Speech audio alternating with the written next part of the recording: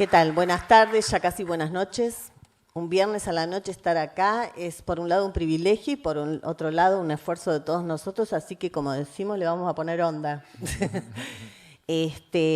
Bueno, agradecer muchísimo a la Universidad Nacional de Lanús, es la primera vez que estoy aquí. Conocí junto a Daniel, a quien agradezco la hospitalidad.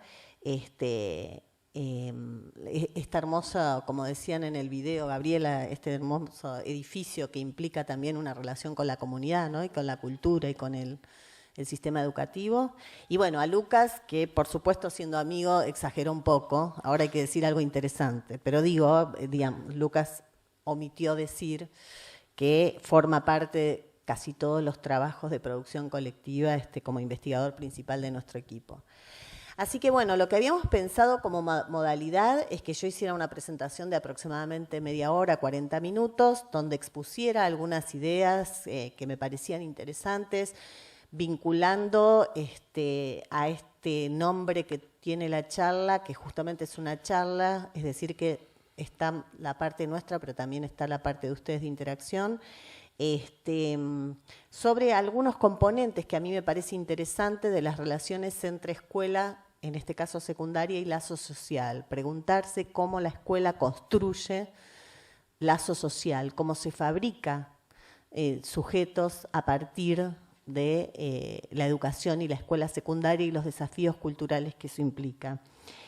Y luego tendríamos, habíamos acordado un espacio interesante para que ustedes pudiesen hacer comentarios, puedan surgir nuevos interrogantes o yo pudiese ampliar alguna cuestión que les interese.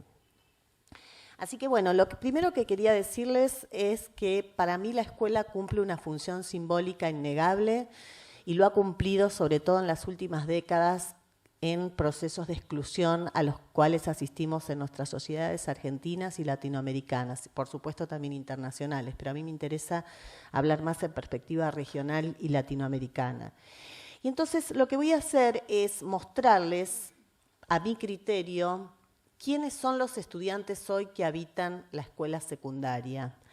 Para empezar a entender quiénes son los estudiantes hoy, en términos socioculturales, es preciso hacer un poco de memoria social, pensarlos como sujetos históricos, con memoria social, y entonces tengo que necesariamente remitirme a la década de los 90, porque la hipótesis que tengo en mis trabajos es que nosotros estamos en presencia de sujetos que han experimentado o sufrido cadenas de generaciones de exclusión. Quiere decir que la exclusión es un fenómeno que uno tiene que analizar en el largo plazo y aun cuando estemos en momentos históricos y políticos francamente diferentes a los que hemos estado en la década de los 90, los procesos culturales son de largo alcance y de larga data. Quiere decir que les voy a ir mostrando qué es lo que ha venido pasando con los sujetos en términos socioculturales para entender un poco algunos procesos, digamos,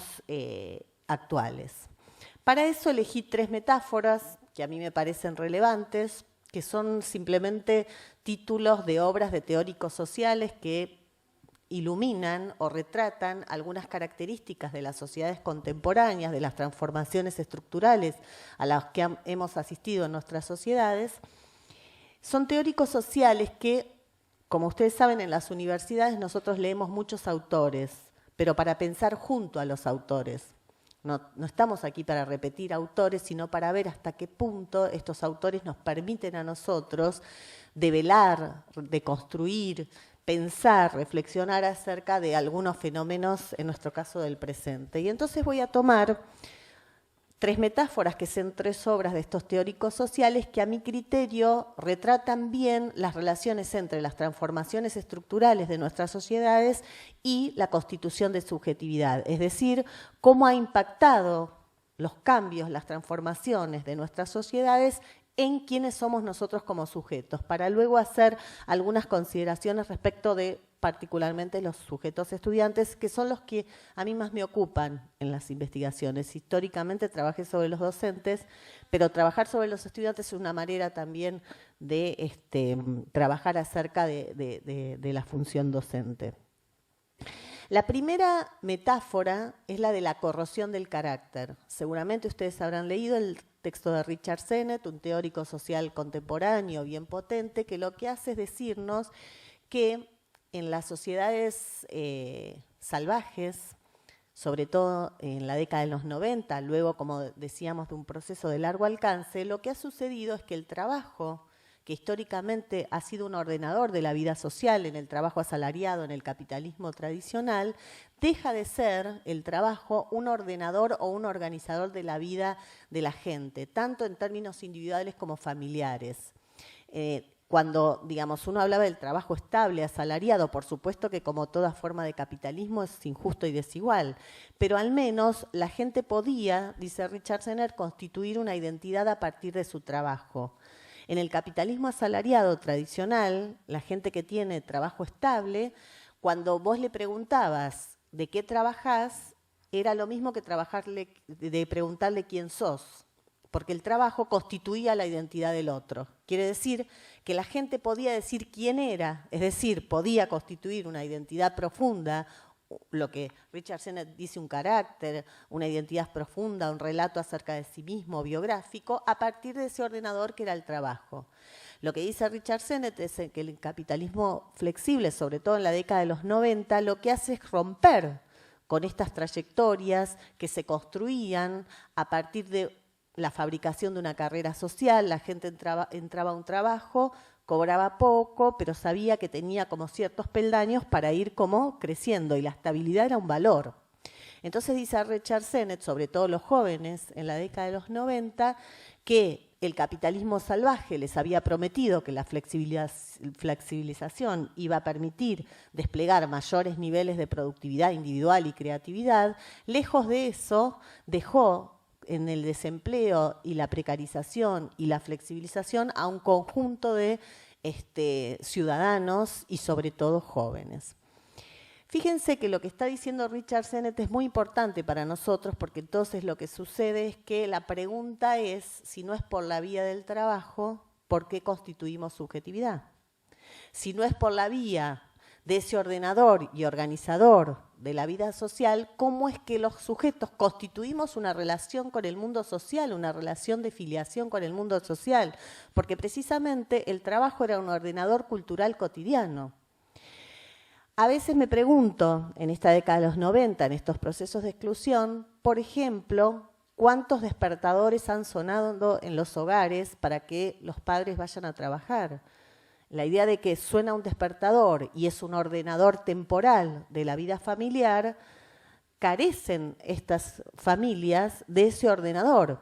Y el único despertador que sonó en los últimos años en muchas casas fue para ir a la escuela. Ahí uno tiene, digamos, la profundidad que tiene la escuela en contextos de exclusión. Cómo allí, cuando el trabajo deja de ser un ordenador de la vida social para muchos individuos y muchos grupos, muchas familias, la escuela se convierte casi en la última y única institución de filiación social. Inclusive se habla en este momento de procesos de desafiliación social. Quiere decir que hay individuos que no tienen ningún filo, ningún hilo que los hilvane a lo social. Es decir, que estamos ya pensando en la década de los 90 que hay individuos que no tienen trabajo y que probablemente nunca lo tendrán. Eso es, digamos, es el retrato que a través de Richard Sennett uno ve. Es más, cuando uno les pregunta a los estudiantes de qué trabajan tus padres, hay estudiantes que nunca en su historia de infancia y juventud han visto trabajar a sus padres, ni a sus abuelos, ni a sus bisabuelos, ¿no? Fíjense lo que representa esto en términos de desafíos culturales, cadena de generaciones de exclusión. Entonces, la pregunta cuando leía a Richard Sennett es esa: ¿sobre qué soportes o amarras construyen los sujetos, en nuestro caso escolares, en estas cadenas de generaciones de exclusión, filiación o lazo social? La segunda de las metáforas es la de las cárceles de la miseria. Complementariamente a este fenómeno de exclusión del trabajo como ordenador de la vida social, donde yo les mostré que los jóvenes son los más castigados son los que han sufrido estos procesos de exclusión. Por eso no es de extrañarse, por ejemplo, que a un joven ya sepa, muchos de los que están acá me van a poder decir, que no va a tener casi nunca un trabajo estable. No están pensando la estabilidad como un valor. Es más, están pensando que son intercambiables. Pueden tener un trabajo 3 meses, lo hacen muy bien, con mucho compromiso y quedan sin trabajo. Fíjense en términos de subjetividad, porque, digamos, lo que estoy diciendo es que la sociedad condena, ¿no?, a quienes han sido objeto de procesos de exclusión. No quieren trabajar, son vagos, ¿no? Yo estoy mostrándoles cómo hay ciertos valores de época que tienen que ver con estas transformaciones estructurales. Y entonces, como decíamos, en la segunda metáfora que retrata las transformaciones sociales, estructurales y la fabricación o las consecuencias personales de estas transformaciones, es la de las cárceles de la miseria. En las cárceles de la miseria, Louis Waquan, también un teórico social muy potente a mi criterio, lo que dice es que en la década de los 90 lo que se está disputando son por lo menos 2 modelos de Estado. Un modelo de Estado social que proteja a los sujetos o un modelo de Estado represivo y punitivo. Los Estados Unidos y en Europa, digamos, está habiendo, dice Louis Waquan, un proceso similar de criminalización de la miseria. Es decir, en lugar de que el Estado atienda a los sectores empobrecidos que se han quedado por fuera de los circuitos de trabajo, lo que hay es un proceso de criminalización de la miseria y de desprotección. Y los jóvenes vuelven a ser protagonistas de los procesos de criminalización, porque no es casual que en ese momento las cárceles de Estados Unidos se pueblen con jóvenes pobres negros. Quiere decir que hay un rastrillaje sistemático policial por parte de las fuerzas policiales respecto de los jóvenes, y entonces empieza a ver lo que Louis Waquan denomina una sensatez penal, es decir, un sentido común penalizante y punitivo respecto de los jóvenes. En lugar de proteger a los jóvenes, los estados empiezan a mandar el mensaje y el contenido de que hay que protegerse de los jóvenes, que en realidad el mal de la sociedad, el peligro y la amenaza de nuestras sociedades son los jóvenes, y que entonces para combatir la inseguridad hay que combatir la miseria y hay que combatir a los jóvenes de sectores populares. Este proceso de criminalización de la miseria tiene un correlato muy claro para nosotros en el discurso y las imágenes de los medios de comunicación. Si uno lee, digamos, los medios de comunicación en la década de los 90 y los lee hoy, los medios hegemónicos de comunicación, claramente visualizan una imagen de los jóvenes como amenazantes, los males de la inseguridad. Más aún, hay algunos artículos periodísticos que nosotros tenemos una línea de investigación propia, que hacemos, digamos, análisis de los medios, análisis socioeducativo, ¿no? No somos especialistas en comunicación social, pero sí en discurso social, donde los jóvenes quedan realmente siempre bajo sospecha y donde se dice, por ejemplo, que un delincuente se puede detectar a partir de los 3 años, por ejemplo, ¿no? Entonces, ahí empieza a haber toda una batería de producción acerca de la judicialización de la infancia y de la juventud, y entonces, digamos, aparecen estas imágenes acerca de los futuros delincuentes que se pueden captar desde el jardín infantil. Lo que es interesante para nosotros que estamos en la universidad, en los profesorados y en la vida académica también escolar, es que hay también un correlato en las teorías científicas. Hay teorías científicas que legitiman esta visión de que hay cuestiones genéticas que explican quiénes van a ser los delincuentes en la sociedad y quiénes no, ¿no? Entonces, en nombre del discurso genético se avalan muchas de estas ideas, por ejemplo, la medida del cociente intelectual, que es una medida que aparece claramente. Louis Waquan dice cómo hay un correlato de medidas científicas, entre comillas, pseudocientíficas, diríamos nosotros, ideológicas, que avalan estas ideas, porque Louis Waquan dice que el cociente intelectual sirve para explicar quién ingresa a la universidad, quién ingresa a la escuela secundaria, quién queda desocupado, ¿ven?, parece que en la sociedad, para estas perspectivas, todos nosotros ocupamos un lugar que nos merecemos según nuestra naturaleza. Es decir, que se explica por vía de la autorresponsabilidad muchos de estos elementos. Yo quería mostrarles cómo es este proceso de criminalización en un filósofo ideólogo contemporáneo que para mí es el que mejor lo retrata, que es Feynman, ¿no? Feynman es para nosotros el ejemplo más claro de este proceso de criminalización de la juventud, sobre todo de los jóvenes de escuela secundaria. Así que vamos a ver 2 videitos para mostrar cómo opera este discurso que yo estaba diciendo.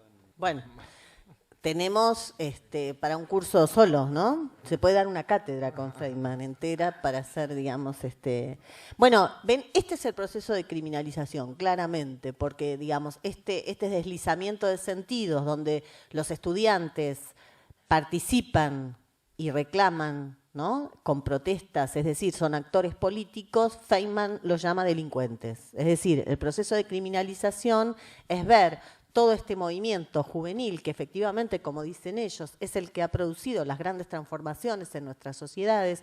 Cuando uno recorre las transformaciones de la participación estudiantil, sobre todo en el nivel secundario, boleto escolar, la noche de los lápices, ven que son todos actores de escuelas secundarias. ¿Qué hubiese sido de nuestra sociedad si esos estudiantes no hubiesen? Y lo estoy diciendo acá porque uno de los organizadores principales de esta charla es justamente el Centro de Estudiantes. Entonces me parecía interesante ver cómo la muerte joven ha sido una característica de la historia de nuestras sociedades. Y sin embargo, la sociedad hace un proceso de criminalización y el Estado punitivo los reprime. ¿Ven? Entonces, y, digamos, en los procesos de exclusión, los jóvenes han sido los más castigados en términos de exclusión de los procesos de trabajo.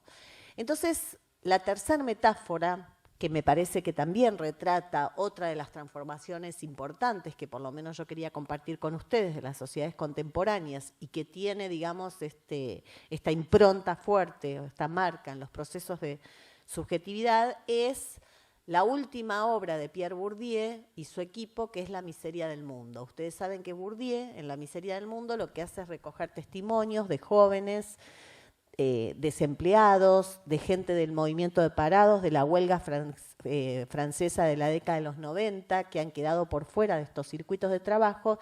Y lo que es interesante, a lo que Pierre Bourdieu denomina los actores o instituciones de la mano izquierda del Estado. Es decir, Bourdieu dice que va a trabajar o a tomar testimonio o a reconstruir historias de vida de todos aquellos actores y agentes que han quedado en un lugar difícil en la sociedad, que han tenido algo y lo han perdido. Y es importante, por ejemplo, cómo analiza los complejos habitacionales en Francia, porque pasa mucha gente que, digamos, tenía una vivienda en ciertos sectores de clase media urbana, en los procesos de exclusión de la década de los 90 tiene que irse a vivir a zonas marginales. Y ahí empieza precisamente, ven, no son los despojados de los despojados, son aquellos que están en lugares difíciles, no solo en lugares espaciales difíciles, sino también en lugares simbólicos difíciles. Aquellos que, por ejemplo, tienen un capital cultural elevado, es decir, un título escolar, que han terminado la secundaria, que inclusive han accedido a la universidad y tienen que después convivir con lo que nosotros denominaríamos pobres estructurales o con aquellos sujetos que históricamente estaban separados o eran los otros, ¿no? ¿Qué pasa con esos individuos en la década de los 90? Porque los que están aquí, que son más de mi generación, sabrán que la exclusión nos ha afectado a todos, por supuesto que como país, pero ¿quién de nosotros no ha tenido un desocupado en la familia o no ha tenido que cubrir muchos de los procesos, ¿no? de supervivencia familiar en esta década de los 90. Entonces, lo que hace Bourdieu es tomar testimonios de los actores o agentes de la mano izquierda del Estado, y a mí lo que me llamó la atención particularmente y sobre lo que me detuve es cuando toma testimonios a directores de escuela, estudiantes de educación superior. Es decir, lo que está diciendo Bourdieu hacia el final de los 90 es que los maestros, los profesores, los directores, los estudiantes forman parte de la mano izquierda del Estado, es decir, han reconfigurado su identidad sociocultural, son, digamos, parte del sufrimiento social, y respecto de los directores y de los docentes se da una particularidad, que ellos mismos empiezan a formar parte de las filas de los precarizados, de las filas de los que han reconfigurado la identidad sociocultural, de las filas del sufrimiento social, pero a su vez tienen que acompañar y paliar el sufrimiento social de los alumnos. Por eso, cuando uno retrata a los estudiantes, a los directores, y les pide testimonios durante la década de los 90, principios del 2000 en nuestro país, claramente uno observa una angustia. ¿Por qué? Porque a la vez que están sufriendo procesos de exclusión, tienen que lidiar con el sufrimiento cotidiano, ¿no? Y con el sufrimiento social cotidiano, y no están preparados para esa tarea, dicen los maestros. Empieza a aparecer entonces este discurso legítimo de que no solo no tienen los saberes alistados para paliar el sufrimiento social, porque, por ejemplo, aquí hay carreras de trabajo social, de enfermería, uno se forma no solamente en ciertos saberes académicos, profesionales, sino también en disposiciones subjetivas para el trabajo con la angustia social. No es fácil trabajar con los sectores de exclusión social. No es fácil, desde el punto de vista de la subjetividad individual y colectiva, para un maestro lidiar con el sufrimiento cotidiano de los niños y de sus familias. Aún más sufriendo en la década de los 90, sobre todo, este proceso de pauperización de su propio trabajo, ¿no? Y del lugar de la simbólico que ocupan en la sociedad. Entonces, cuando uno lee los testimonios de los actores y las manos de izquierda del Estado, lo que se da cuenta es que los maestros han sido los únicos y últimos bastiones de lo público en la década de los 90. Son, como les decía antes, uno de los pocos actores e instituciones que han logrado procesos de filiación y de construcción de lazo social de esos individuos que, digamos, forman parte de lo que Bourdieu denomina en la mano izquierda del Estado los deshechos de las sociedades neoliberales, ¿no? Es decir, lo que tienen que hacer los maestros es volver a dotar a estos individuos y recuperar y legitimar ese origen social. Porque en realidad lo que estoy queriendo decir es que una de las tareas principales que han tenido y tienen los maestros es cómo hacer, cuando digo maestros me refiero a profesores de secundaria, directores, ¿no? Los docentes. Los que estamos en la tarea de enseñar, cómo hacer para desanudar el vínculo entre origen social y destino escolar, ¿no? Cómo hacer para que ese vínculo que parece que no se puede romper entre las condiciones de origen de los estudiantes y el destino escolar muestre que otras trayectorias educativas son posibles, es decir, que hay una empresa educativa, una tarea de la escuela que puede ser posible y que puede ampliar entonces el horizonte de lo pensado en términos de las condiciones sociales de origen. Digo esto porque no es un dato menor, porque están ingresando al sistema de secundaria, a la educación secundaria, estos jóvenes que han sido niños en la década de los 90, y que empiezan a pensar que la escuela secundaria es posible. Y entonces, la escuela secundaria tiene que saber que son aquellos jóvenes que han tenido o son producto de cadenas de generaciones de exclusión sociofamiliar y sociocultural. Entonces, no suponer que ya vienen con formas de socialización que la escuela supone. Porque fíjense, por ejemplo, la escuela sigue hablando de trabajo escolar, mientras los procesos de trabajo están disgregándose. La escuela supone que todos nosotros venimos a la escuela con ciertas formas de disciplinamiento y socialización ya hechas. Yo les pregunto a ustedes, en una casa en donde no hay un despertador, en donde no hay una relación cultural con el trabajo, en de la organización temporal, inclusive no se olviden que en la década de los 90 los niños comían en los comedores, no estamos hablando del siglo pasado, estamos hablando de hace solo 10 años. En términos culturales, solo 10 años, ¿no? Es un periodo muy breve, luego de largos procesos de exclusión. Y entonces comían en los comedores escolares y tampoco la familia era un organizador de la vida cultural, de la relación con la comida, ¿no? Bueno, todo esto vienen a la escuela, todos estos actores vienen a la escuela. Y es una oportunidad democrática. Pero claro que tiene todos los problemas de que no son esos actores que nosotros creíamos. ¿Por qué? Porque en la escuela selectiva, cuando tiene una matriz selectiva, todos estos quedaban afuera, ¿no? A partir de mediados del 2000, o sea, ayer, la escuela secundaria se torna obligatoria. Se torna obligatoria quiere decir que el Estado genera la obligación de que los estudiantes estén en la escuela secundaria y eso abre precisamente un horizonte de posibilidad, pero en las condiciones anteriores que yo les describí. Por eso, los que están aquí, muchos son, digamos, docentes o directores o inspectores del sistema educativo, saben bien de qué estoy hablando, de lo que implica recibir. Primero que a mí me gusta más hablar de la escuela secundaria de todos que para todos, porque para todos parece que nosotros le damos el derecho a otros, ¿no? La escuela es de los jóvenes y es de todos. La pregunta es cómo no lo fue hasta ahora. O sea, yo creo que el desafío de los que estamos hoy trabajando para el sistema de las escuelas secundarias y por supuesto la primaria, pero la primaria siempre estuvo más aceptada que es de todos. Es más, dentro de 10 años espero que nos encontremos diciendo cómo es que la universidad no era obligatoria para todos, ¿no? Porque fíjense que uno pensaba, no hasta hace mucho, que la escuela secundaria era para pocos. Y eso está bien que así sea. ¿Por qué? Porque algunos sostenían que, digamos, van a la universidad sobre unos pocos, ¿no? Los que pueden justamente venir en condiciones de su origen para ir a la universidad, para ir a la secundaria. Entonces a veces me pregunto que el horizonte, ¿por qué no extenderlo un poco? Y intentar que la universidad sea también para todos. De hecho, a mí me interesa venir aquí, me interesa venir a las universidades de la provincia de Buenos Aires y del conurbano, porque yo creo que son una fantástica oportunidad democrática, digamos, de que primeras generaciones están accediendo a la escuela secundaria y hay primeras generaciones que están accediendo a la universidad.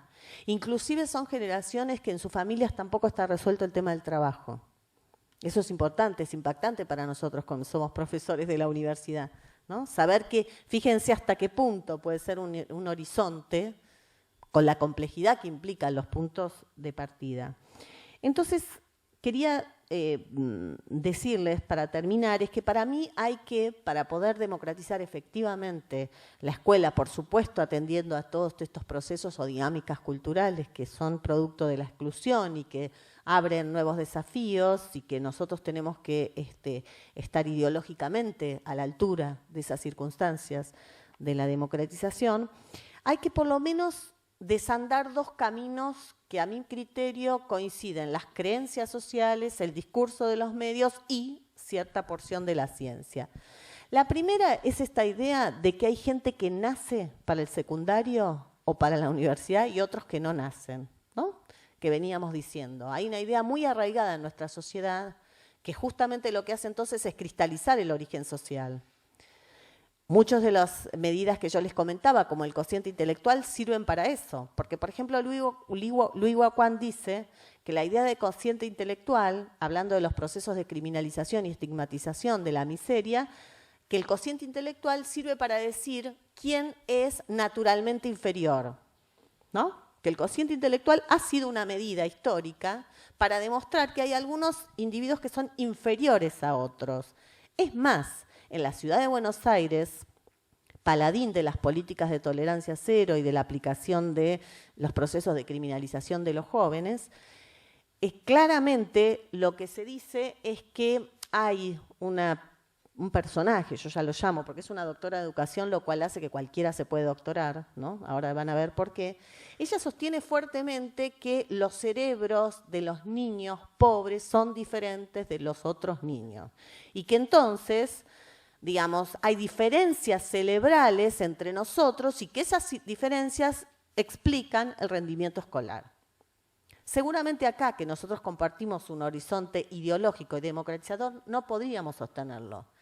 Pero hay una ciencia que viene desde el siglo XIX hasta la actualidad y que tiene, digamos, una continuidad histórica para mostrar estas falsas medidas del hombre que son legitimadoras de la desigualdad social. La gente termina creyendo que se va de la secundaria o que no puede transitar la secundaria porque no le da la cabeza para el estudio. Y esa es una creencia muy fuerte con la que hay que romper en los procesos culturales, escolares. Pero también hay que romper con ciertas teorías científicas que circulan en el sistema educativo. Por ejemplo, esta idea de que la biología es anterior a la sociedad y que nosotros somos sujetos cerebrales o mentes por fuera de lo social y que entonces esas mentes, si se diferencian en el siglo XIX, se abrían los cráneos, ¿no? La craneología y la criminología, la idea de que hay un gen, ¿ven?, de la delincuencia es análoga a los cocientes intelectuales y es análoga al discurso de los genes. ¿Qué quiero decir con el discurso de los genes? Estaba entrevistando a una maestra de 4º grado. Vos cortame, Luca. Ustedes cuando se aburren, bueno, se levantan, yo me voy a dar cuenta. Una maestra de 4º grado, yo le pregunto por un niño que tenga dificultades para aprender y que me diga su estrategia docente para con él. En las primeras investigaciones que yo estaba estudiando, las creencias que los maestros de primaria tenían sobre la inteligencia, ya sabía que la inteligencia históricamente se ligó al aprendizaje, lo cual hay que discutirlo, ¿no? La ligación entre inteligencia y aprendizaje. Por esto, porque si uno llega a la conclusión de que los cerebros de cerebros más chicos, ¿no?, digamos, ya no sirve mucho abrir los cráneos, pero ven, hay otras maneras de transmitir esta idea de las diferencias y de las desigualdades haciéndolas pasar por seres inferiores. Entonces, me decía que, bueno, que este chico de 4º grado le iba bárbaro en la escuela y que un día tiene un bloqueo emocional. ¡Opa! ¿Vieron? El sistema educativo habla de bloqueos emocionales. Yo pienso a veces, estoy siempre bloqueada. Vivimos bloqueados, ¿no? Pero es un término que se usa mucho en el sistema educativo. Entonces, la manda a la mamá a hacerle un electroencefalograma, ¿no? Porque, bueno, para descartar la hipótesis 1 del fracaso escolar de que algo le funciona mal neurológicamente, ¿no? Vuelve, me cuenta la maestra, la mamá con el electroencefalograma y me dice, no tiene nada en la cabeza. Entonces, bueno, pensaba yo, algo debía tener, pero bueno, no tiene nada que explique. Pero bueno, los que están acá me entienden. Yo los quiero a los maestros, por eso tengo la libertad de hablarles así. Y además los aprendí a conocer. Y entonces, bueno, no tiene nada en el cerebro. Y entonces, bueno, la hipótesis 1 tradicional del fracaso escolar no le funcionaba a la maestra, ¿no? Es decir, el pibe neurológicamente va bien, tiene el cerebro bien. Entonces me dice, y además la mamá se ocupa mucho del chico. Le forra 2 veces los cuadernos. Se ríen los que son del sistema educativo. Es un indicador importantísimo. Forre mucho los cuadernos de sus niños porque eso da una fuerte atención del hogar, ¿no? O sea, porque fíjense, los cuadernos cuando ya llegan al 2º o 3er mes están todos rotos. No. Si ustedes ven cuadernos bien forrados, hay que mostrarle a la maestra que las familias se ocupan. Bueno, no les funcionaba entonces la segunda hipótesis, que es desatención del hogar, ¿ven? O tiene algo en la cabeza, algo malo, o no, la familia no lo atiende. Esas son las 2 hipótesis de fracaso escolar más clásicas. Ahora, esta maestra me dice, cuando la estoy entrevistando, ahora que lo estoy conversando con vos, me doy cuenta que este chico es adoptado. Entonces, habría que buscar en los genes de la familia original dónde está el problema. Este no es un pensamiento de esta maestra, esto es un pensamiento social, ¿ven? ¿Por qué? Porque si yo les digo a ustedes, lo que natura no da, Salamanca no presta, el que nace para pito nunca llega a corneta, de tal palo tal astilla, saben de qué les hablo. Y si yo les pido a ustedes que tengan un retrato de algún alumno en su cabeza, también me lo van a describir, aun cuando estén en contra de esas creencias. Lo que estoy queriendo decir, ¿ven?, es que hay todo un proceso de naturalización, de fabricación de creencias acerca de la mirada de los estudiantes, que es anterior a la escuela, pero que la escuela tiene que revisarla. porque no hay diferencias de cerebros entre los niños que expliquen el aprendizaje. Y si hay diferencias de la atención de los niños por parte de los padres, tiene que ver con las cadenas de exclusión. No tiene que ver con que las familias quieren o no, o son o no esforzadas. No tienen ni siquiera, les diría, los recursos temporales, materiales, las disposiciones para poder atender a los niños del hogar. Y aún cuando lo tenga la familia, a la escuela no le va a alcanzar, porque todo es un proceso de reforzar justamente a aquellos que menos tienen. Porque lo que hacen estas creencias es cristalizar esas formas de desigualdad, es responsabilizar a los individuos de esa desigualdad. Entonces, lo que hay que romper es, por un lado, esta creencia de que como no ven capital cultural familiar, la hipótesis de capital cultural, que es una hipótesis crítica, que lo que explica es que los procesos de exclusión y las desigualdades de origen son determinantes, pero son determinantes quiere decir hay que modificarlos. No quiere decir son determinantes y entonces explican.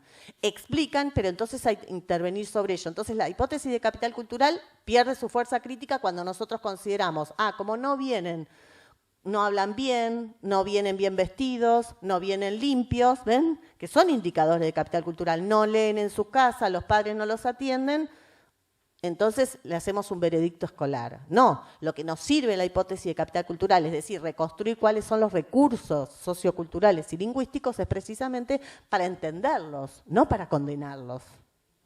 Lo mismo respecto de la ideología de los dones naturales, esta idea de que se nace para el aprendizaje, se nace para la secundaria, se nace para la universidad. Entonces, para terminar, quiero mostrarles cómo hay que desanudar el vínculo entre origen social y destino escolar, entendiendo que no hay una relación directa entre pobreza y trayectoria educativa. Sí hay condicionamientos, pero lo que hay que hacer precisamente en la escuela es desanudar ese vínculo, desarticularlo, problematizarlo, intervenir sobre él, mediatizarlo. Norbert Elias, que es este autor que Lucas conoce bien y que seguimos muy de cerca, él, se pregunta si hay efectivamente talentos o inteligencias superiores que expliquen que, por ejemplo, los niños en sectores populares, a pesar de sus condiciones, sean excepcionales. Esto es una creencia muy establecida, ¿no? En realidad es la misma creencia que suponer que algunos son inferiores y otros son superiores, pero a la gente le gusta también creer, ven, que también a la sociedad les gusta creer que hay talentosos. Cuando se habla de Maradona se dice, el tipo venía del peor fango, ahora sobresalió, pero nadie explica cómo sobresalió. Nadie explica cuál es el proceso social y las instituciones y las prácticas y las posibilidades y oportunidades que tenía. Bueno, Norbert Elias hace el mismo ejercicio y dice, ¿por qué Mozart llegó a ser un músico sobresaliente? Y hace lo que él llama una sociología del genio, es decir, se interroga acerca de cuáles han sido las condiciones sociales para que Mozart pueda ser un genio. Entonces dice, Mozart en la sociedad cortesana vive en la corte del rey. ¿Por qué? Porque los músicos en la corte vivían en el reinado, ¿no? En la corte. Ustedes saben que cuando el rey en las sociedades cortesanas estaba separado de los súbditos, nadie podía ver al rey, ¿no? Los súbditos no podían ver al rey en las sociedades medievales cortesanas. Ahora, el padre de Mozart, como era un músico pago para divertir al rey y a la sociedad del rey, a la sociedad cortesana, vivía dentro de la corte. Entonces, él aprendió los gustos, las disposiciones, la forma de hablar, la forma de moverse y las formas musicales que le gustaba a la aristocracia cortesana, ¿no? Entonces, lo que dice Elías respecto de Mozart, que no se puede entender al individuo Mozart sin entender las particulares relaciones y oportunidades que ha tenido Mozart a lo largo de su vida. Es decir, nosotros no podemos ser explicados como individuos ni por nuestros cerebros, ni por nuestras condiciones individuales. Lo que podemos sí entonces entender cuáles son las condiciones sociales, en nuestro caso pedagógicas, que hacen posible que un individuo con recursos deficientes en términos culturales, no que él es deficiente, ¿ven? Que los recursos, es decir, las oportunidades sociales son deficientes, pueda efectivamente salir de su destino. Para eso yo les traje, ahora sí, un crítico, filósofo, no Feynman, porque hay que contrarrestarlo, que le contesta, siempre hay que contrarrestar a Feynman, que le contestaría